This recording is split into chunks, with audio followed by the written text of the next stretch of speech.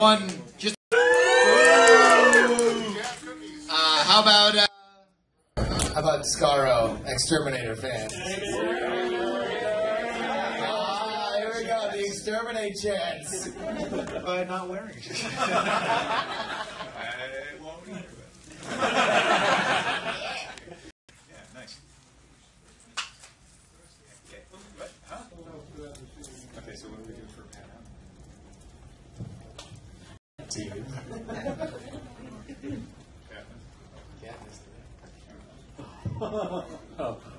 What? It's they're one of the teams in the Elevation Championship. I know. So that wrapped up yesterday. Right. You know. It's known. Comcast blackout. Yeah. And you gotta get a bundle. It's like, Even on Gallifrey, I can't really get away from these bundles. Do you want the Replicator Transporter Sports Package? Oh, look at that. The hologram. The hologram's arriving. Wow. Ladies and gentlemen, Commissioner Harry Sigler.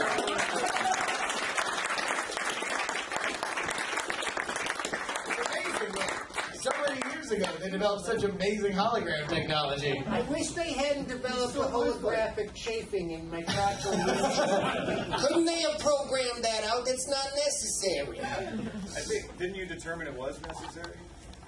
I am the commissioner. I can determine all the things that I wish to.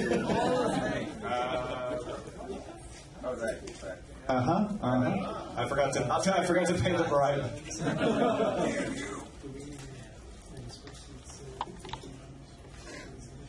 Sure.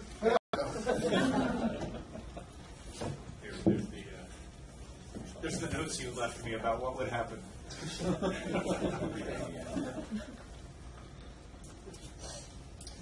Wow, and that's a wrap. We are final. We are just waiting for Dragon Sports Talk Radio to get out of their commercial break and start throwing to us for all of the post-game analysis. I can't believe it. I mean, am I right?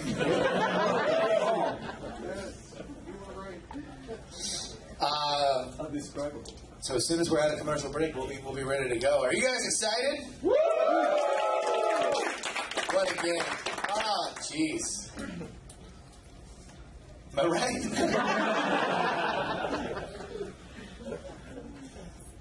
There were some real plays. Did you see those plays? Oh, man, the plays that happened. Woo! The hustle. You know, Maybe they did, maybe they didn't see it. You know. they really wanted it. Well, you do know. You know everything. I know, but not everybody else does. That's how it works. It's uncomfortable to remind them all the time. For you, sir. Excellent. All right, ready? Yep. I will do the sports flash if that's good. Okay. Sports Flash brought to you by Fondor Shipyards. Forget the politics. We keep the galaxy far, far away from unemployment. 790 Dragon Sports Talk Radio. Sports Talk Radio. Ladies and gentlemen, when I heard the sound, It's time for FSL Tonight Championship coverage live from DragonCon in Atlanta, Georgia.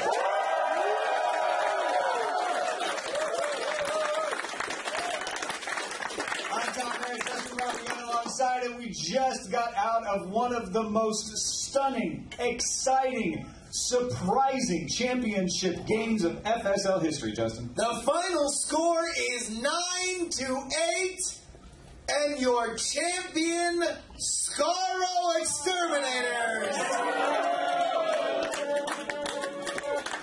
Mixed reaction from the room, chance of exterminate the fans coming from both sides, oddly enough. And joining us, Commissioner Harry Seldon again. Good to have you alongside, sir. Thank you very much. It was a hell of a game, I think. I'm trying to remember which year it... Oh, yes, I recall now. It's always hard for you which target hologram. Several thousand years run together, as one might expect. You know, you have precognitive, pre-programmed abilities, and sometimes there's some glitches in the system. I'm not saying that tonight's final score was a glitch in the system, but I'm also not saying it wasn't a glitch. What are you saying? I'm not going to say. Fair enough. The story of this game is, of course, the final 2 minutes. A valiant effort by the Coruscant Senators. They were really the story of the season with the ownership change halfway through. You saw Coruscant fans that had been beaten down by the absolute mismanagement of this franchise again believe right up until that final minute when everything went wrong, Tom. This was a really sad end to what should have been a hopeful season. In some ways, even given the problems they had with ownership midway in the change, it was so good to see Leia, Luke, Han Solo back on this field. And even with this result, would you agree this may be their best season yet? We'll see. You know, I'm certainly excited to see what happens next. Out of a 10, I would give my anticipation level a 7. Now, here's what happened. In case you missed the very end of this game, and my apologies if you did, a stunner, because this was close. This was a high-scoring game. Every time Skaro would score, Coruscant would answer until the very end. When the Skaro exterminators, in a masterful play, sent on an entire Cybermen squad that Coruscant was not prepared for. I mean, Han Solo was encased by the end of this.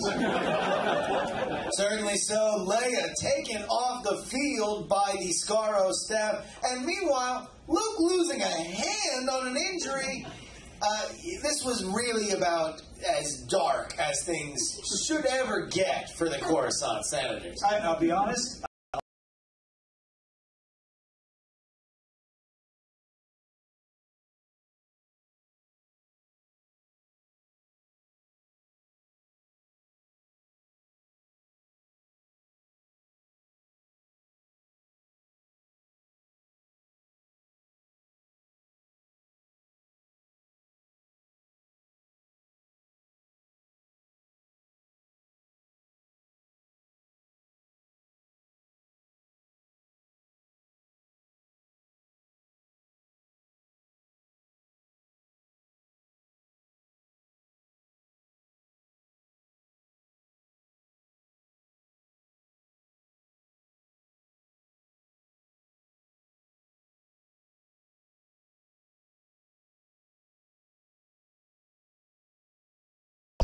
In this situation? In my lifetime, I was fond of the Phillies, this is true. As far as favoritism goes, there are many complex elements that go into a decision, as you well know. There are variables. There are things we cannot plan for or cannot program.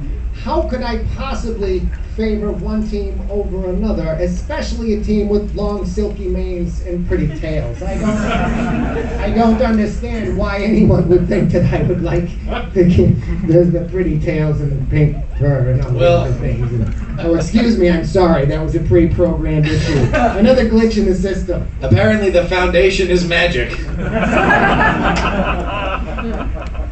Justin, any further response? The commissioner says this is no about favoritism at all.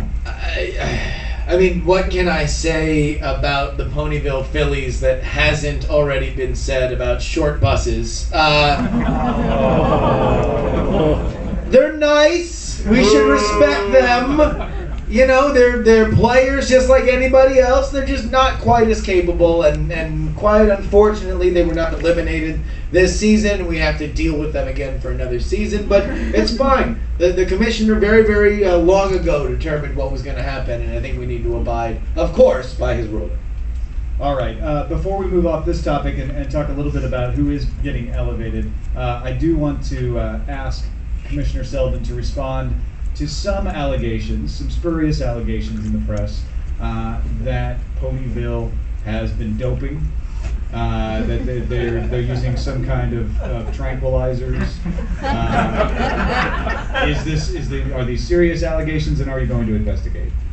Of course there's going to be an investigation. A lot of holographic time in the locker room examining various aspects of the franchise. We're going to take a very close look at all involved. and no crevice or corner will go unchecked. I can assure you that extraordinary detail will be applied to this particular situation. And we will find out, we will get to the bottom of this silky-tailed bottom of this. What's your main hope?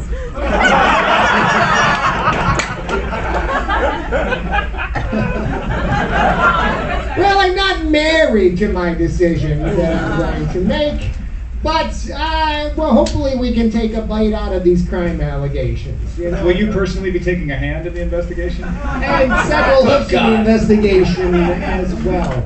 Where sometimes you have to get dirty in a situation like this. Even a hologram can glove up and take care of business. Well, with that, let's look at the elevation!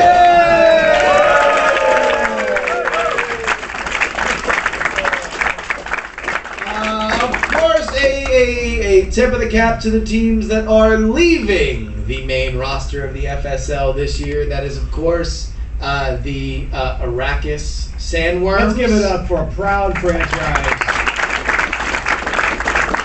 It couldn't last forever, right? Thank God. It was a golden path while it lasted. And very controversially, last year at this time, we all gathered to celebrate the championship win of the San Francisco Federation, and today we bid farewell to them from the FSL. So a big round of applause for the San Francisco Federation. I would like the commissioner's opinion on this. Seems like an unpopular event. It's not necessarily a decision. I mean, they were the last place in the Eastern Division. Writing campaigns, people trying to get the Federation restored. Do you think it'll eventually be successful? Well, the problem is you've got a very competitive league, and the Federation doesn't believe in money. And when they don't believe that there is any money involved in anything, it's hard to bring in the high-priced talent. So I think we may have seen this flare out, and they may never come back again. At least I can't say what will happen for sure. I can't say, but I can say that odds are you've seen the last of them. Through whatever lenses the flare is out. All right, let's talk a little bit about the Elevation Tournament champion. As you all know, earlier this week, the championship of the Elevation Tournament took place between the Pan Am All-Stars and the Los Angeles Guardians of the Galaxy. And what a game that was. Wow. Maybe not as crazy as this championship, but Pan Am, hard to understand what their strategy was through it. It seemed like they were at each other's throats the entire game. You know, really not a whole lot of cohesion. Just a lot of kids looking out for number one. And at the end of it, the cannon sounded and they were bested by easily the surprise team of the tournament, the Los Angeles Guardians of the Galaxy.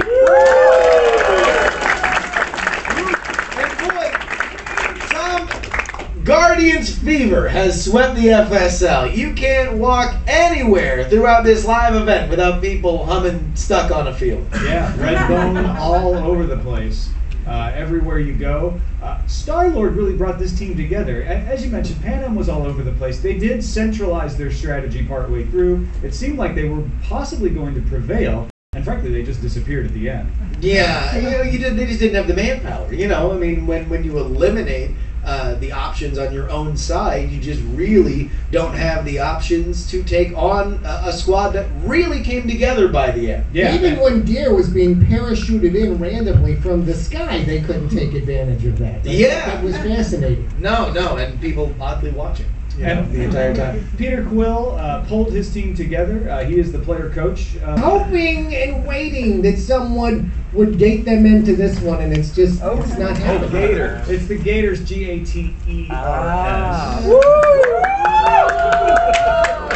Penny drops. I mean, and again, I did predict a severe drop in IQs in this particular stage of the galaxy's development, by the way.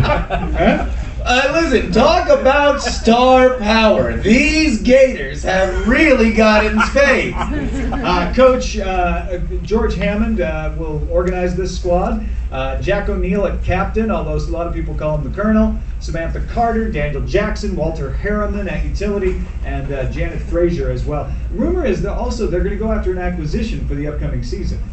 We'll see. Yeah, they're targeting, they're rumored to be after Teal.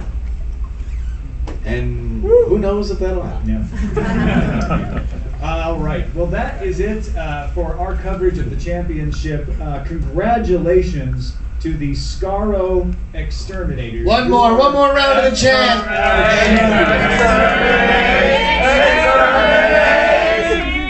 Dark times for the FSL, and Yeah. not an Exterminators fan. Scaro reigns supreme. And how about just a little bit of love for the Western Division champion, Coruscant Senators.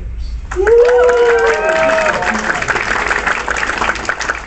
division. I don't know. That's it for the season, folks. We'll see you next time. It was 3 a.m. when I heard the sound.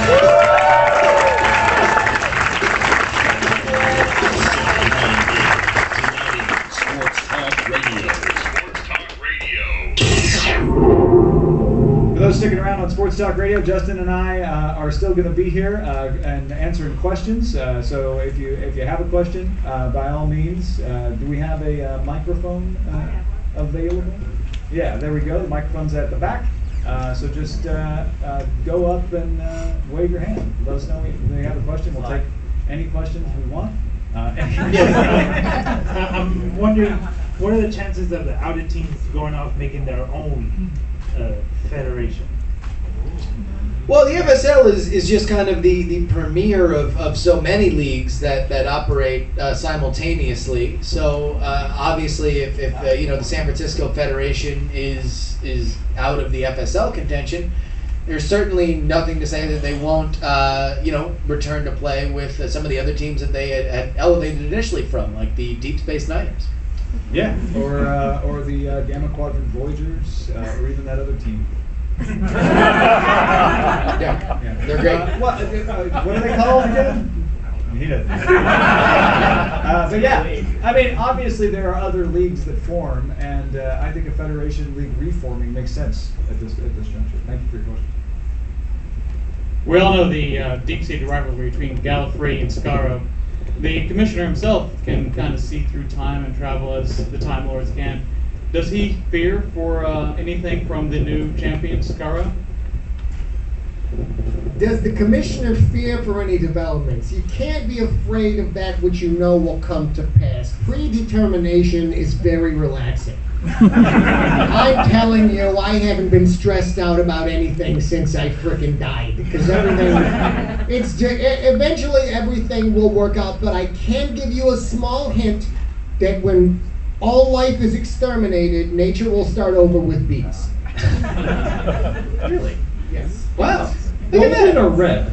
It's from War Games. I'm not sure which one he was referring to. You're not allowed to say.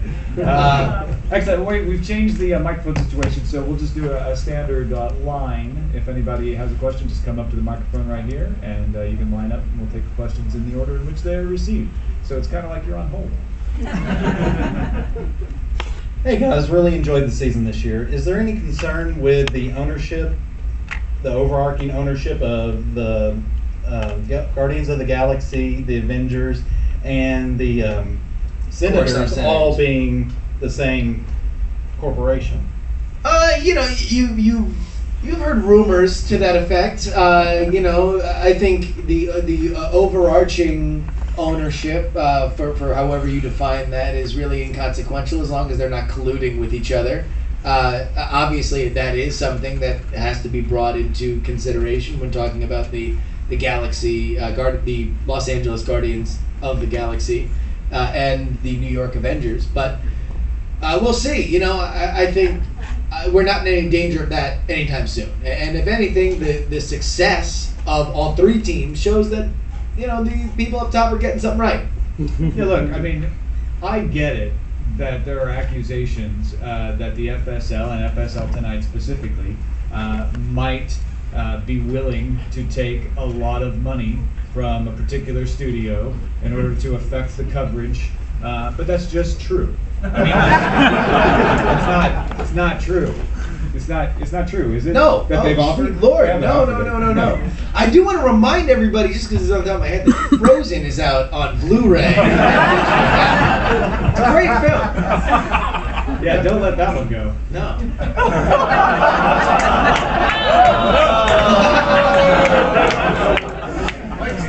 So smooth.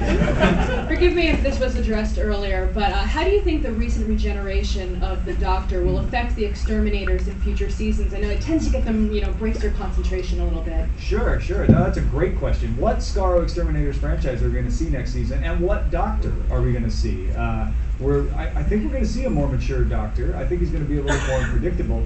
Will the Daleks? Will they be as scary after winning this championship? Oh, I certainly think so. I think the intensity of the Daleks is not in question. More is Gallifrey and their signature star, the Doctor. I think it would be very, very unwise to say that we are not going to see somebody that is a little bit more world weary. The end of this season has to have made an impact on him, and we're gonna see a little bit more rough and tumble. Listen, he's not your boyfriend. He's going to come to play, and he's not here to make friends. Yeah, and he's definitely taking more of a command of the team, it seems like. In all the talk going into He's going to bonk his way through the season. And I hear they let River Song go. She's gone. Finally.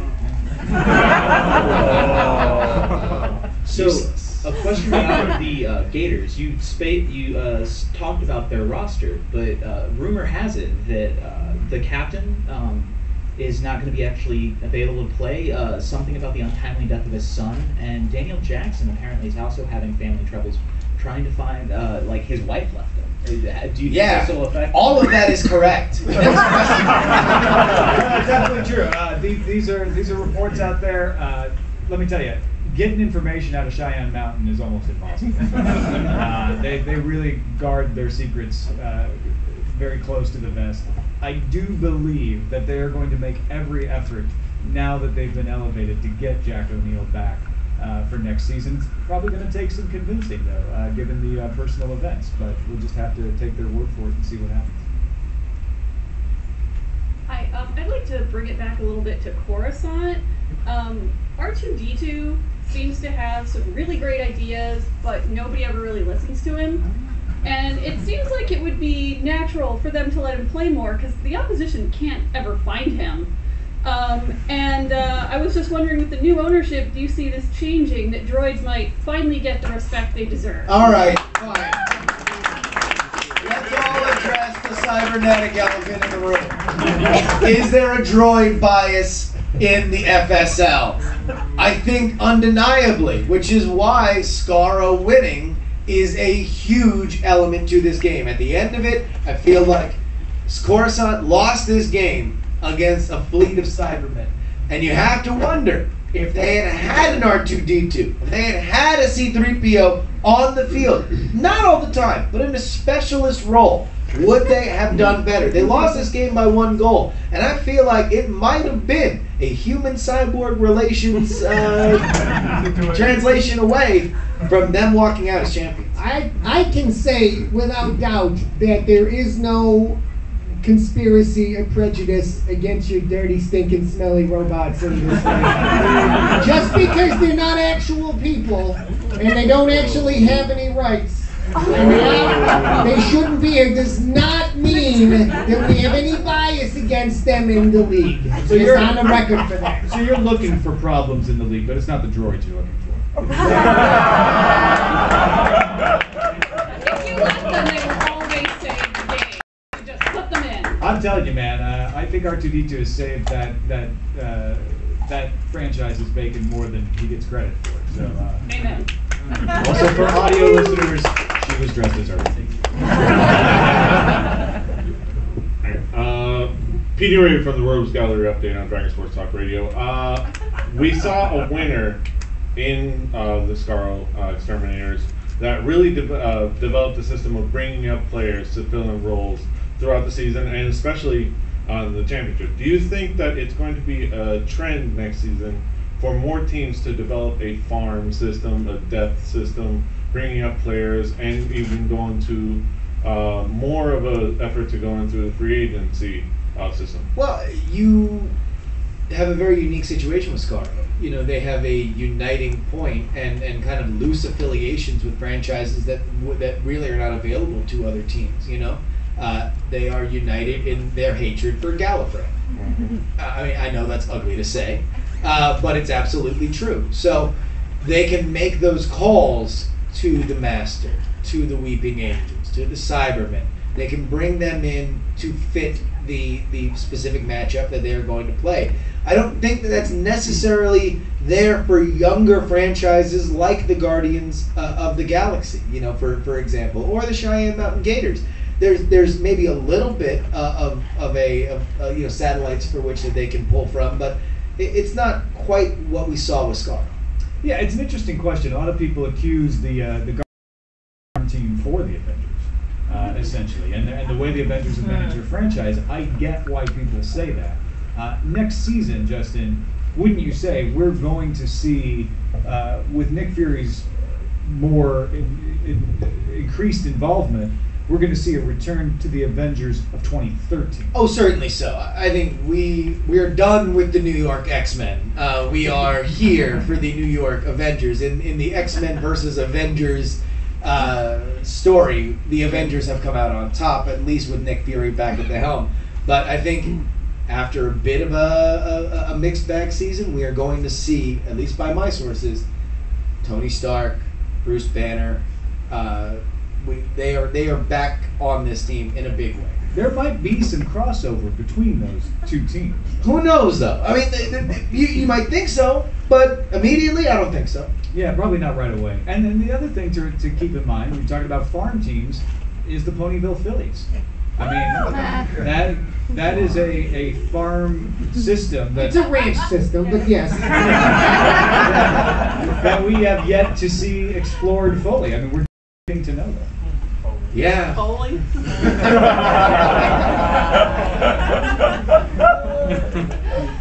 So, follow on to a couple of the previous questions. Earlier we were talking about the Federation. We're already hearing reports that, almost out of spite, they're going to go and form a new Federation and write the rules such that the FSL won't be able to use them as farm teams anymore. You could make the argument that the Mondasian Cybermen won this game, not Skaro, because it was their special team that came in and won the day. If the FSL teams can't use these outlying outer rim teams as farm teams anymore, what effect do you think that's going to have on the game? First of all, you know, look at Coruscant as an example of being able to exploit the outer rim to help you out, and I think that we may see some trouble with that kind of Federation influence, but there's going to be just as many opposing teams willing to step in. You know, I mean, don't forget the Kronos Raiders are still out there. Certainly so, and when you look at what the regulations are now, Skaro won. They opened a Pandorica of whoop-ass on both Gallifrey and the Senators. And the fact that they were able to assemble the squad they needed to have to solve the problem is what defined it. If they can't do that anymore, then yeah, you have to look at the Exterminators as a less team than they are now. But right now, the rules say they can. Thanks for your question. When I think of the FSL, I think of family entertainment. I think of sitting on the couch with my son, watching every match.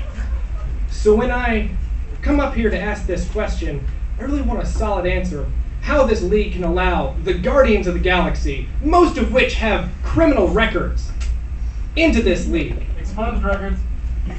Well, as a member of the audience says, they are expunged. I mean, does that change your opinion? Of course not. These people are criminals. And we're just, oh, their records are expunged, and that means what they did never happened? Hey, listen. Go ahead.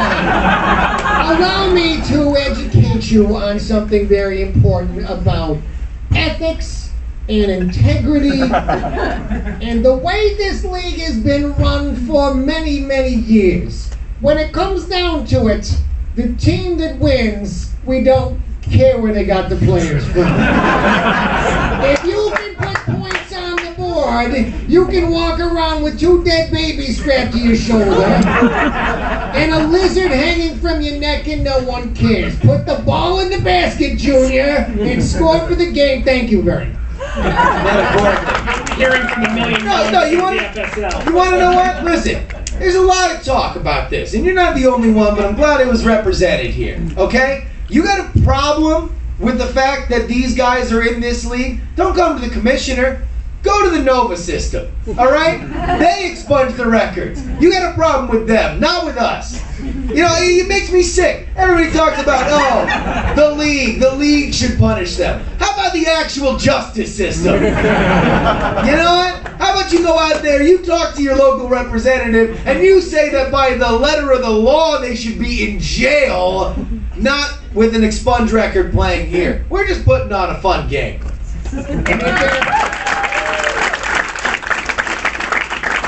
If they were in jail, they couldn't play. They're not in jail. I couldn't help but notice that this show's sponsored by the Starship, the shipyard there. Yeah, don't they make the Super Star Destroyer? The Fondor shipyards have made a lot of weapons for a lot of organizations. They're a multi-galaxy system. You know, they make many Vader's things. ship.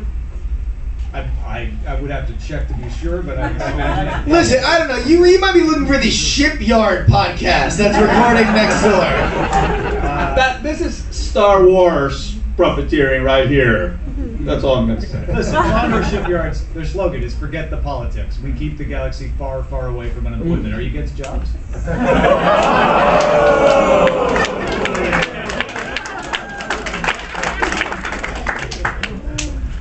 Yes, sir. We've seen the league fall apart so badly this year, from the fracturing at Coruscant to the traumatic loss of the Federation. Now, the Ponyville Phillies have gone through such a grinder. Do you think that they'll come out next season to really hold us together? To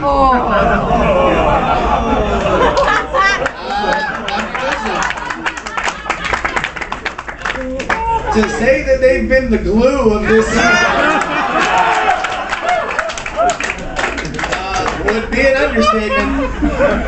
And I can only hope that that is literally true. His team is like an express, and you have to remember that. They're always going to be moving very fast.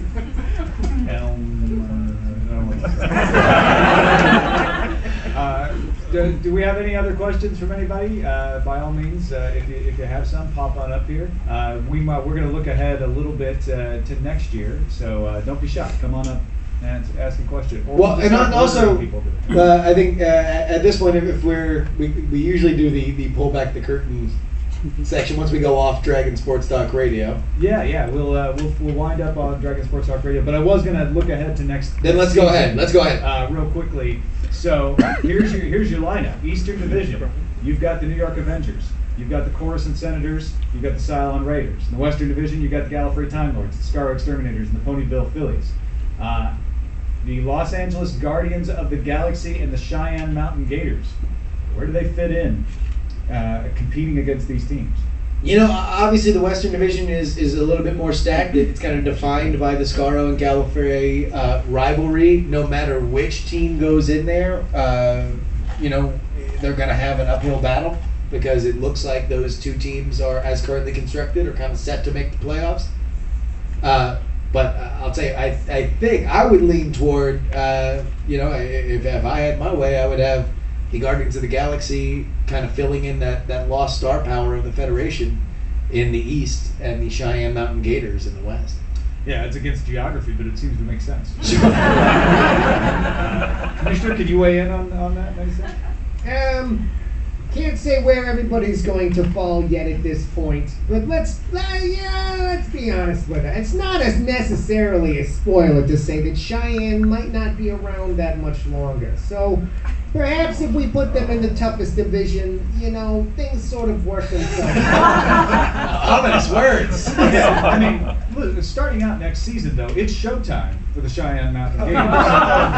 Whether they can stick around depends on a lot of things. Yes, I would like to report a proper investigation of the Cybermen for illegal upgrading of their own themselves to overconquer any of the other teams. So it's sort of a performance enhancement accusation. Have you had any formal complaints filed about that? There's been no formal complaints of this nature filed. The suspicion has run rampant because when you have disgusting, worthless artificial creatures, sometimes there is the realm with which their software, which smells, could possibly be reprogrammed to the point where they might have an extra competitive advantage. Let's be honest, though. If anything like that was discovered, I'm sure that the offending player would be deleted. Okay, well, how about them outnumbering by bringing in fans from the crowd and upgrading them to make more players? Listen, they have a great recruitment system. I really don't know why we keep focusing on all these very weird negatives. They obviously, they've had a lot of people that want to be Cybermen, whether they want to or not. When they go after high schoolers, that's a little young, right? Well, a little they're young. leaving bounds on their recruitment program, but Sure. But no matter what, whoever they have out there, you can guarantee it's a steal from the franchise's perspective. I actually see where you're coming from, because when Doctor Who went to the alternate dimension, and cyber industries actually managed to bring in a near global score, and all of them literally did it without emotion or caring. And the weird thing is, it's almost as if they were being pre-programmed as Cybermen before they actually became Cybermen. Indeed. And absolutely, you know, whatever they count for blood certainly ran cold today when they won. I want to take a break to thank our sponsor, Cyber Industries. Cyber Industries. We got one more question. Is the league going to look into possibly doing more international games? I mean, you have other teams such as the Hong Kong Jaegers, who are fighting monsters in their own league as well. Yeah. International expansion. It's difficult to understand how you run an international league when we're already interplanetary. An intergalactic planetary league. I mean, listen, it's yet another example of this terra firma bias that we see, not only in the FSL but in other leagues. And beyond that, if we're going to look at another Earth teams, we should probably pick one that wasn't horrifyingly disappointing like the Hong Kong Jaegers were.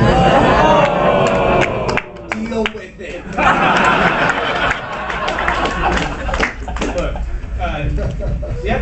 Dragon Sports Talk Radio wants to serve all audiences, from the Pacific Rim to the galaxy. However, we got to cover who's in the FSL, right? And what you're going to hear on FSL tonight is the Skaro Exterminators won the championship. You go over to ESPN, and they're just going to be talking about the Terra teams. That's all they ever cover. Oh, God, yeah. Well, we appreciate everybody coming out and being here for the live broadcast. What a crazy championship game. Justin Robert Young. It's already got me excited to see what happens next season. I can't wait. Can't wait. And thank you all for showing up here on Dragon Sports Talk Radio.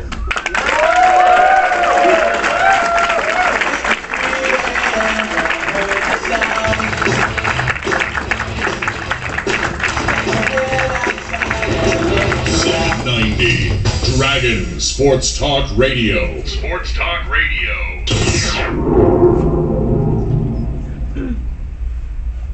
And we're off the air. All right. So,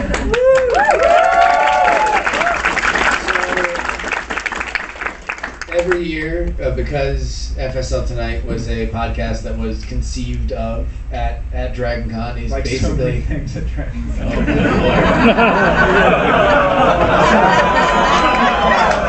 Lord. Do me a favor, don't walk barefoot. We like to we like to kind of open the floor and kind of talk about the podcast from the kind of hidden creator's perspective and kind of how we actually put it together. And this is the only time that we ever talk about kind of this end of it. So if anybody has any questions about how we put together the show or why we made the decisions that we did, then because the thing that always stuns it, just come on up to the microphone. The thing that always stuns us is how well you all play, and this is true. DragonCon is true. Nerdtacular. The questions you ask are amazing. They're in universe. They're exactly the kind of questions you would hear on Sports Talk Radio, but with the knowledge of the universe that not only the wider fictional universe, but the universe that we're messing around in here. And so we cannot thank you enough. Yeah, give yourselves a round of applause. Like it is always fun when people play along. Justin, how many episodes of My Little Pony did you have to watch for the season of the FSL? Inconsequential. Sit down.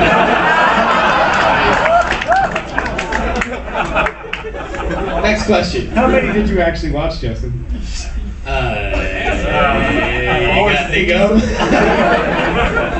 Wikipedia is a great tool. Yeah, I didn't watch any episodes of My Little Pony. To be honest, I mean, like, well, you know, you watch clips and you read Wikipedia stuff and everything, and then you just try to pick up on it. It really is hard when, I mean, because we started the league with franchises that we knew and loved kind of encyclopedically, and it's hard. That's been probably the biggest challenge going forward, is moving into franchises that, like, if either me or Tom have really gotten into it, because, like, I'll carry more Avenger stuff, Tom will carry more, like, Dune stuff, for example, and so it's like one will kind of fill in for the other, but when you have stuff like My Little Pony or Stargate, it's more of a challenge. It's probably I mean, for me, I guess the biggest challenge as we've kind of grown. Right, and the other side of it is you can only have a San Francisco Federation for so long before you're like, well, we either go Deep Space Nine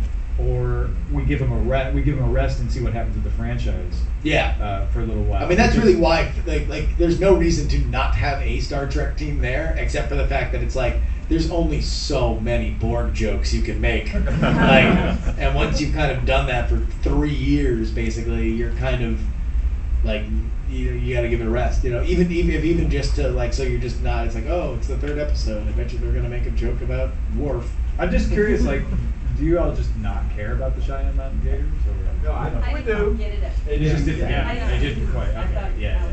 That makes sense to me because it is a little obscure. It sounds like. If you saw it written down, Yeah. I still think it's a good name. Yeah, I like. Once you get it, it's fun. Yeah. Like most jokes. Yes. Most jokes take a lot of explaining. Once you get it, it's funny. Yeah. And the more you explain, the funnier. I'm just kind of curious how far out you like when y'all get ready to start recording for each season. Do you kind of, before you even start the first one, already know how you're going to have it planned? Do you kind of feel that as you go through it, and sort of how you determine how the games are going to be played out, who's going to win, how you sort of what the thought process for that is? There's like 3 phases, essentially. We start by having a meeting before the season, and we map out all the big points. Like, who's going to win the championship? What's the story arc going to be for a particular team? What's the season? They're distracted because they're drinks. What's the season going to look like? And we write that all down in a document where I can see, like, okay, by week 5 we have to hit this. By week 6. It's a good German spreadsheet. Actually, use a Google Doc. But so we do that before the season, and then right before we start recording the first episode, we'll fill that in a little more, so that when we do the season preview episode, we can kind of telegraph a few things. And then the rest of the time, it's like right before we record the episode, we decide the scores and the events. I may have taken some notes ahead of time on particular episodes just to kind of give us something to play with. But really, most of it's improv. Well, it sounds great. but yeah, like Tom said, I mean, the larger stuff is all sketched out. Like, I think we knew this season, at the beginning of the season, that we wanted a villain. We knew we wanted a villain winner. We wanted a villain champion because we had never had a villain champion before. So, Scarro, seemed like, I mean, from that division, that was the best way to go about that. And then, yeah, so we knew that. Awesome. Thank you. Yeah, I'm trying to find my actual notes from 2013 because at the bottom of that will be what we knew for 2014. And if give me a second to scroll down, I'll probably tell you they're still in there. Wait, we can get another question. So tying into the last two questions, the Federation and the overall arc, when do you decide, or like just go about deciding, we're just going to focus on one movie, or we're going to go through the series of movies, or like, what arcs you're going to pull from? Because part of me was expecting you not to stick with First Contact for the entire season, but to branch into Insurrection and the other stuff. I think a lot of it's just kind of where we generally start, and also it's also, to be fair, it's where our interests lie, So it's like we did a whole, I think it was last season, we did a whole Secret Wars thing with the Avengers, and that's just because I love how absurd and ridiculous the Secret Wars are, and I was just like, just me pestering Tom to be like, oh no, and then Fang Foom comes, like, and that'll be game 4. Like, so it's really, if we have an idea for where in the franchise we kind of want to center stuff, then it's there. And then other times it's like, I hope y'all really do like Guardians of the Galaxy, because we're going to be beating the hell out of that hour and a half for an entire season. Well, yeah, and that when we set that preseason arc, that determines a lot of stuff. So, like, the Secret Wars thing was in the preseason arc. Like, we're going to do that. The Federation, we knew we were going to relegate that, and we knew what the storyline was going to be, and it was bubbling under.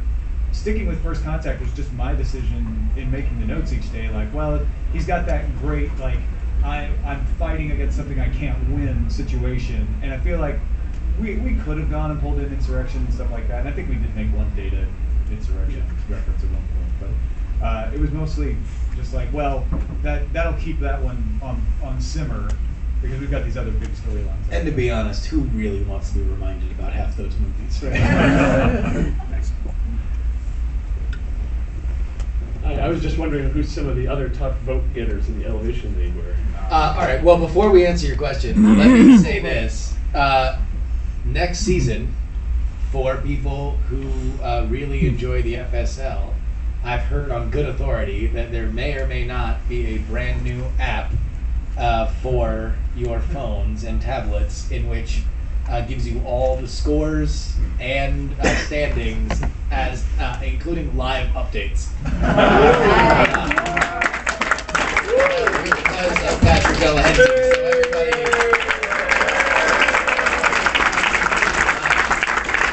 Now that I've put the pressure on him, now he has to do it. Yeah.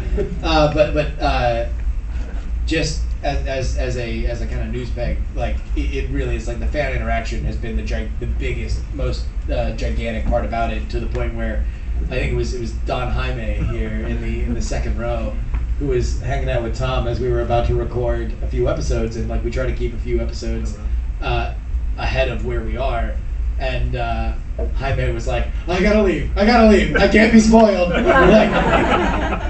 And it's so great, and Patrick working on the app has been amazing, and like having seen what is done of it. But then you keep changing the rules. we will do our best. Robin. We will do our best to not change the rules. Let me know ahead of time. What was your question? Well, yeah. The votes for the other teams. Who else came in? Who was our other top vote I'm looking getters? right now. The Betelgeuse Hitchhikers, Yonth Morpork Hippos. Those two always get votes. As do the Cheyenne Mountain Gators. Guardians of the Galaxy actually got some votes. Republic City Benders. Was that all P? Probably. He's looking right. What? No. What? Those are the only ones in like significant multiples. I will say this. I know that one of our most passionate fans, who's amazing and awesome, is PD's co-host on the Fanny Pack Wrestling podcast, DJM, David Majors.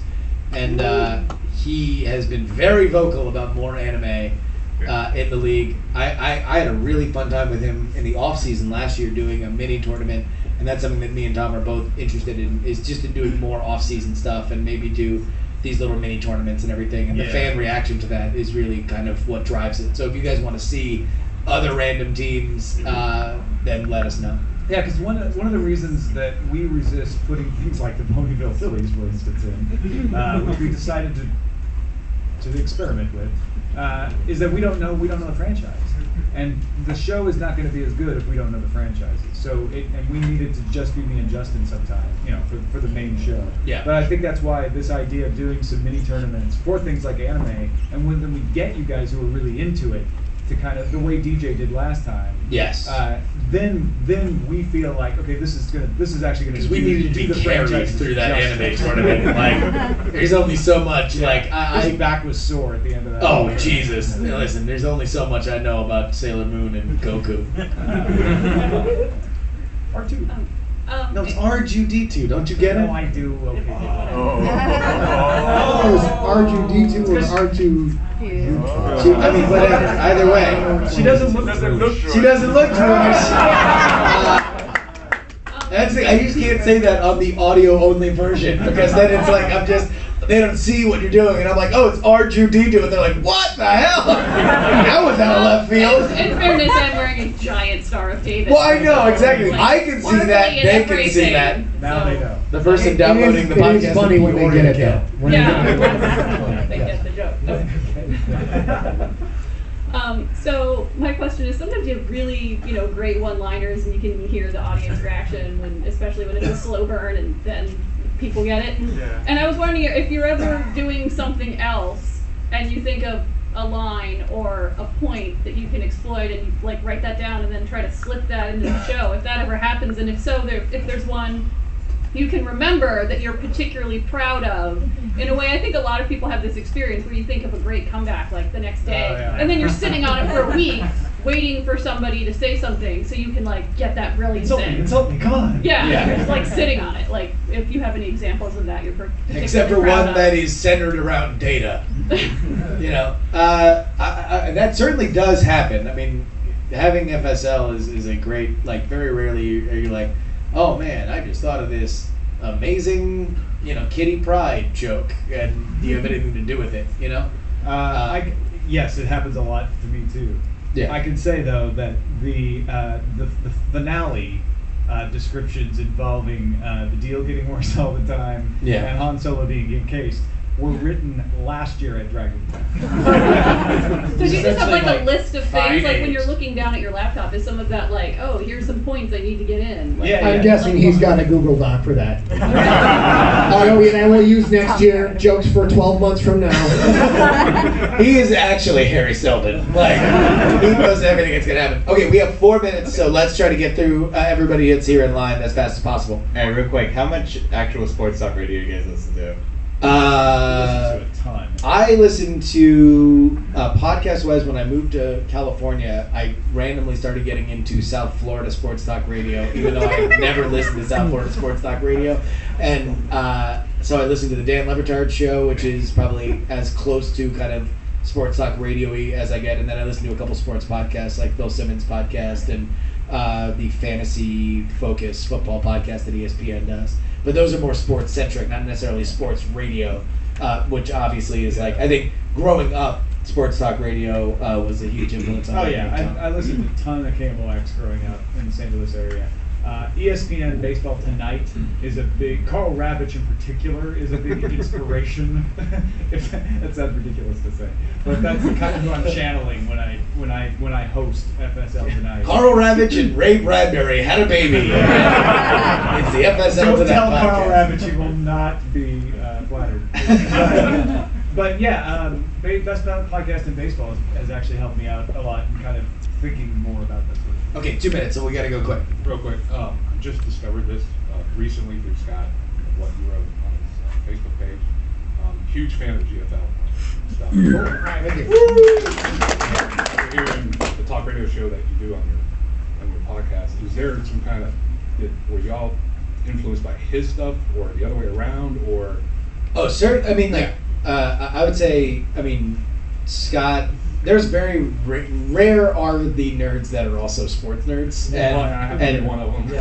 And so I think the GFL as just a big awesome, fat, honking science fiction idea overlaid and using sports themes was certainly a huge inspiration to me when we were first talking about FSL. But to take kind of that other turn, like to do kind of just all the existing pop culture ideas were. Yeah, I mean, I think it was probably the first day that we were discussing FSL that we were like, oh, we'll have to get Sigler involved somehow. Yeah. GFL is a sister league to this. Exactly. Yeah. All right, real quick, before they kick us out. Scott, your Southern is brilliant. It's amazing. Okay,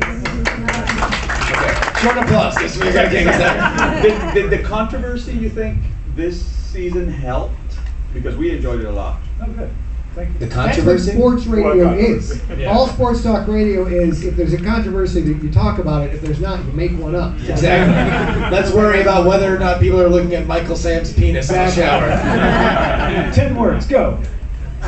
You said you were experimenting with the new franchises and everything. How much experience do you all have with Stargate, seeing as it? I've watched every episode, including Atlantis and Universe. Yeah. I've watched none. Good night.